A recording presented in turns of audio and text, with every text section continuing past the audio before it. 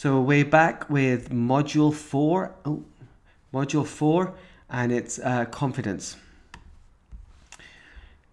We want to build our children's confidence, and this module is a great one to go through and implement to give your children the feeling of power. And also we need to figure out how to deal with powerlessness.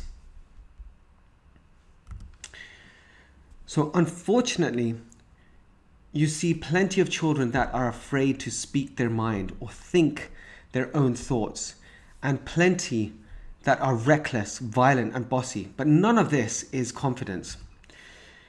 The society is ambivalent about power. Adults are especially this way about children in power.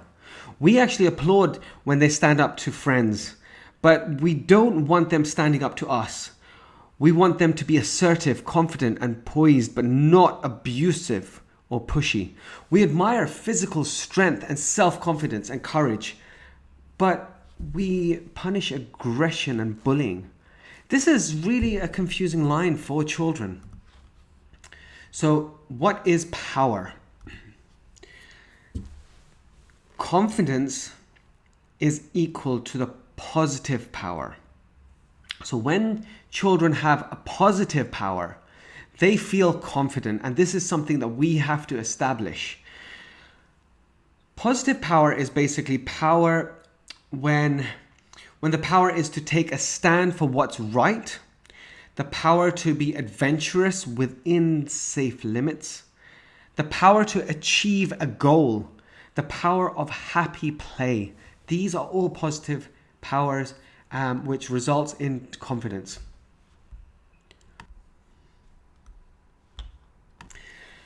Powerlessness. We need to know what powerlessness is. So this, for instance, in this picture, this looks like whining, passivity, or timidity. Virtual power is a hollow imitation of power. So something that looks like power but is not power is just an imitation of power. This includes like biting, hitting, being reckless, stealing, intimidating, and being bossy. So when we see this, sometimes children want to feel powerful and they tend to do these things. Once we see our children doing this, we need to be aware of it and realize that it's just a virtual power. It's not real power, and they're just crying for help. Playing helps children out of that trap of each of the powerlessness. So fortunately, most kids experience phases of healthy kinds of power. And we're going to go through these phases now, so you're aware of when they do come, you know what to do. So the first one is infant power, when they're a little baby. So infant power, this is, I cry and I get milk. I smile and you smile back. Frustration mounts when they cry and smile and nothing happens. Now, a little frustration is important for the child to understand their feelings and to know that they can't just get everything immediately with a click of fingers. However, too much of that leads to powerlessness. Now, there was an example that was very difficult to watch, and it's on YouTube. I've forgotten what it's called. However, I have mentioned this before, where a child is sitting in the kitchen at the dinner table in the high chair, and the mother is playing peekaboo and smiling and saying such loving words, and the child is having so much fun and they're laughing, and the mother all of a sudden turns around and she comes back with a straight blank face. Now the child wants to get some kind of communication from the mother, so they start giggling, they start playing, but realizing that this is not really happening, nothing's happening. The mother's face is still blank. And then the child starts throwing things and screaming and shouting, and still the mother's face is blank. And then eventually the child bursts out into tears. And at this point, the mother turns her head and she's back and she's like, "Oh, baby, are you okay? I love you," and starts doing all the things that mothers do. And the child stopped and felt like he had or she had the power back. Now, this was a great experiment, but it was very tough to watch. Now, the mother was told to actually have a blank face and only to revert back when the child gets to a point of cryingness, when to start crying. But it demonstrates how important it is that we interact, we smile back at them, we get the milk, we're there. Love grows. Love is actually the key to making a child grow. Now, infants learn about everything through interaction. Us, the parents, are actually your child's first and best toy. Through interaction with the parents, they learn the most important elements of their world, other humans. It teaches them about their senses, gravity, motion, making toys appear, disappear, and all the basic rules of the universe.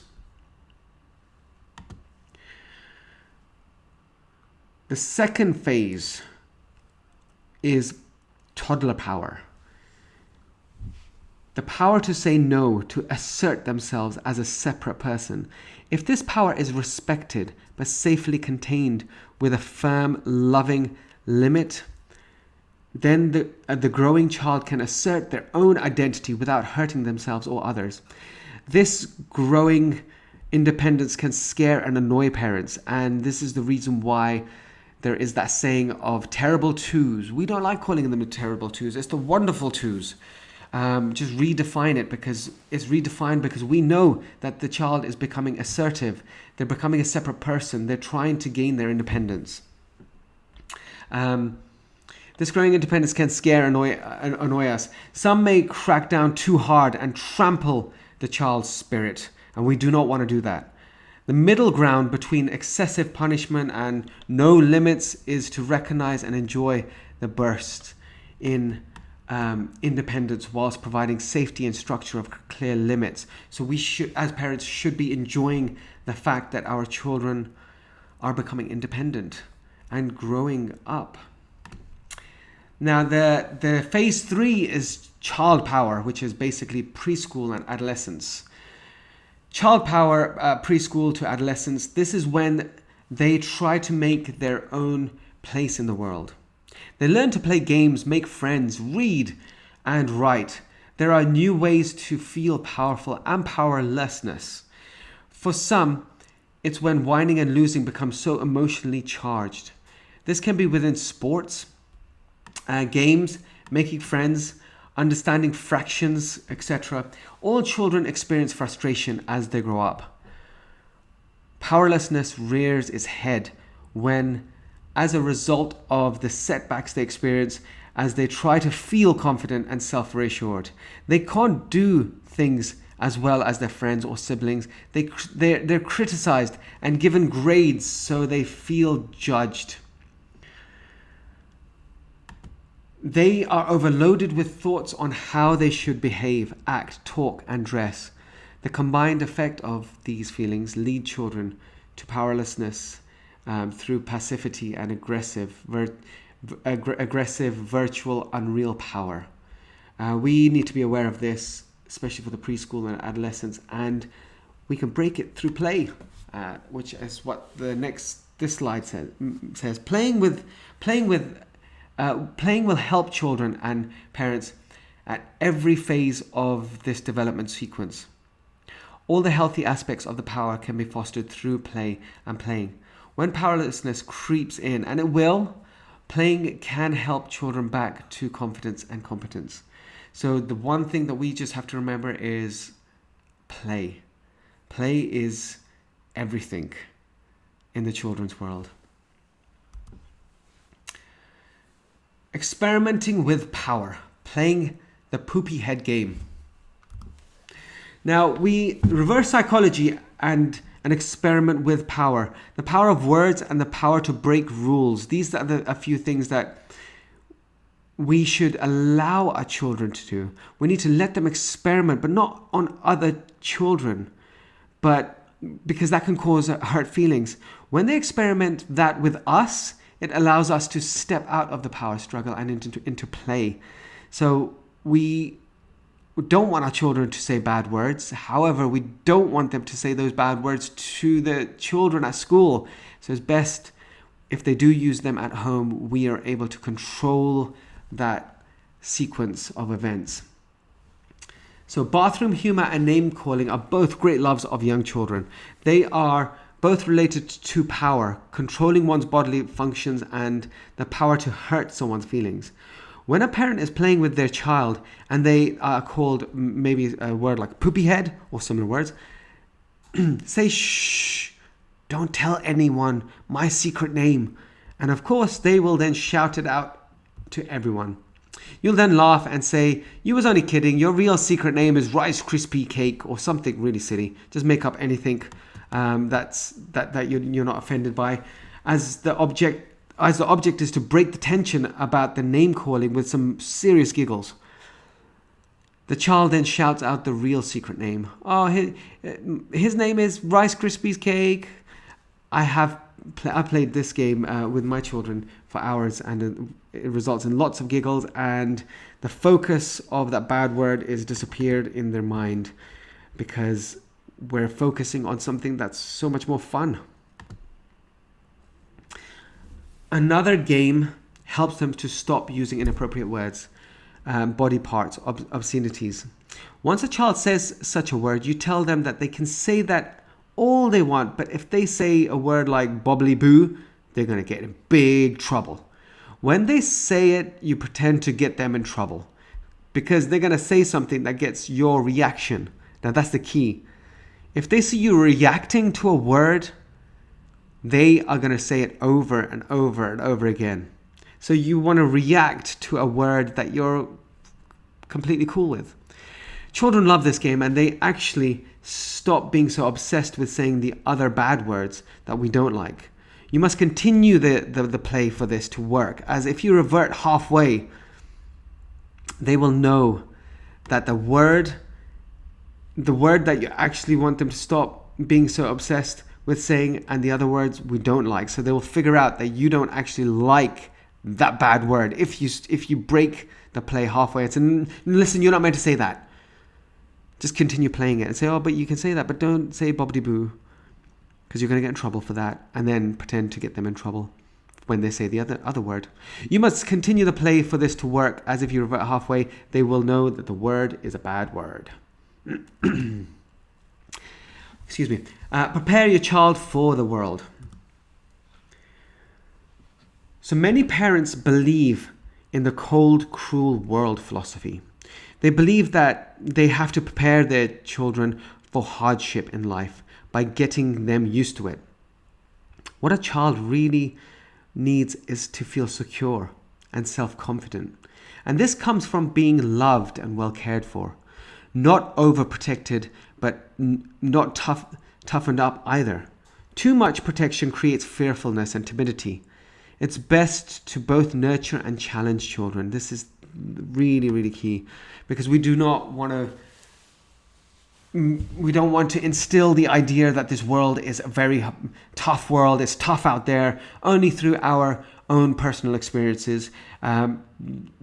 Your child might find life easy. They might do something on the internet that creates a wealth of knowledge, adds value to people's life, and makes them a lot of money, and they're absolutely happy. Why instill negative beliefs when they're young? We need to love them, care for them, let them know that the world is a fantastic place, because it is. It truly is. People care. People love each other. And you see it in the children's eyes all the time. A good example of this is while playing games. Sometimes a child may want to win, or other times they might want more of a challenge. How do you know? The only way you find out is best to follow their lead. Children probably won't come out and say it to you saying, oh, I need you to start upping your game, mummy or daddy. This is too easy. So you must be alert to subtle signals like when the child says, did you let me win? Or they say, oh, this is boring. You can answer with, I didn't play my hardest. Do you want me to? Maybe they gloat over winning even though you let them win. You could say, should I play my hardest so you don't always win all the time? If it goes well, they will balance the enjoyment of winning even unfairly and the enjoyment of the challenge match, even if they lose. But you have to gauge that. You have to see, are they enjoying it? If you win all of a sudden and they burst out into tears, maybe they weren't ready for it yet and you have to let them win. But if you win and all of a sudden they say, wow, that's great, let's do it again. I want to beat you this time. Then you know you've done the right thing of upping the game. Playing a game is more than just the actual game. It's also a confidence building exercise. There's lots of key things that we just let things go over our head when it comes to play. We just think, oh, this is just playtime. But it's actually confidence building. It's actually giving them science, maths. It's giving them the rules of life, building confidence and power, getting rid of powerlessness and isolation. It's all of these things now that you know as well. And all of these tools are going to create a magical life with your child and with yourself and make life so much easier, parenting so much easier. Children will let you know by signals if they need special attention regarding their feelings about winning or losing.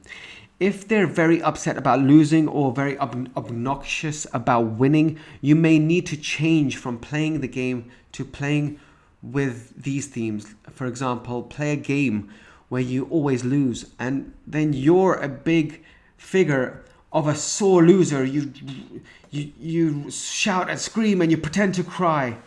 Or brag about how great you are. I'm the best. Nobody can beat me. I'm the hero. And then when you start playing, you miss the shot or you lose. And the children love it. The children see you as a bumbling clown, which is exactly how you want them to see you, for them to feel confident. Now that parents start feeling like, oh, but there should be a sense of respect. Yes, it will be a sense of respect. There'll be a massive sense of respect. But when you're playing, that's a different ball game altogether. They will respect you for what you're doing because when you're connecting with them, they will naturally respect you. And they will notice when you are upset much more easily rather than if you're constantly upset and telling them. They'll just think that's a norm. That's why playing is such a key here. Do whatever will make them laugh and release that feeling of life or death over the outcome of the game. That is the reason why we play. Quietening the critical voice that we all have inside our head. Adults are known for taking out the fun of play from everything from swimming to maths. Even worse is our tendency to criticize our children. It happens so often, many adults don't even realize that they're doing it. And it instills a little voice in your child's head that will criticize them for the rest of their life. As adults, that little voice is probably still there within us, telling us, you can't do this, or you shouldn't be doing this, or, yes, I told you you couldn't do it. That voice, we create that voice in our little children. Sometimes children just need a little encouragement, but many times their inner voice tries to have the last word. At this point, we just need to listen and maintain our confidence in them while allowing them to release their feelings. This is a crucial part of learning through play. Recovering lost confidence. When children have lost their confidence, children gravitate to play that helps them master the big and little upsets in their lives. For example, a 15-month-old baby was upset that her parents were going out. And even though she was being left with a babysitter she liked, she was still upset. The little girl made up a game of hide and seek and played it with the babysitter over and over again. Playing with the idea of disappearance and return helped the little child remember that her parents would come back. And this was mentioned again with the peekaboo game. You're helping them. Hide and seek is a great one.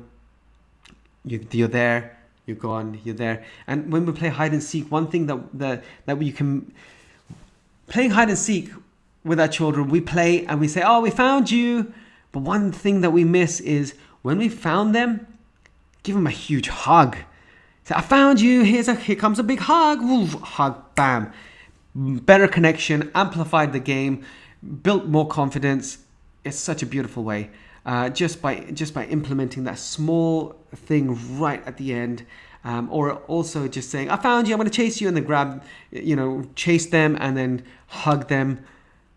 And you've just built confidence because the child's been standing there all by themselves behind a curtain in the living room for such a long time. And then when you finally found them, they think, you found me, thrill, enjoyment. And we miss out as adults to amplify that connection if we don't hug them. Play gives a child a safe place to experiment at will. And they also suspend rules and constraints.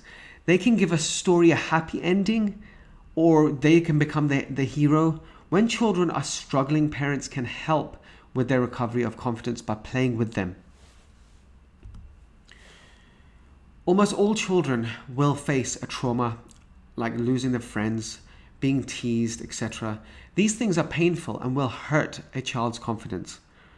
Parents tend to turn towards lectures, but a playing approach is much more helpful. Parents could act out a similar situation by using dolls. This is especially useful when kids don't want to talk about the situation that may be bothering them. For example, if you suspect your child is upset that you or your spouse have maybe, for example, had an argument and they've overheard it, you could make the mom and dad, the doll, argue through the play. And this will give the child the opportunity to pick up on the theme, and they may take another doll and say, please, mommy, daddy, make up, or I'm going to run away, etc. Great way to communicate with a child, and also it's a great way to find out how the child truly feels. So that's the end of this module. There's a lot of things to think about when it comes to confidence and building children's confidence. You've learned a lot of ways that you can figure out how to do positive, give your children positive power, and also the virtual fake power that exists, that some parents think, oh yeah, the children are just being powerful. It is not. And we can grow the power and get rid of the virtual power through play. And I hope your parents are getting this. Are you actually getting it? Isn't this awesome? This stuff. Play is the key to everything.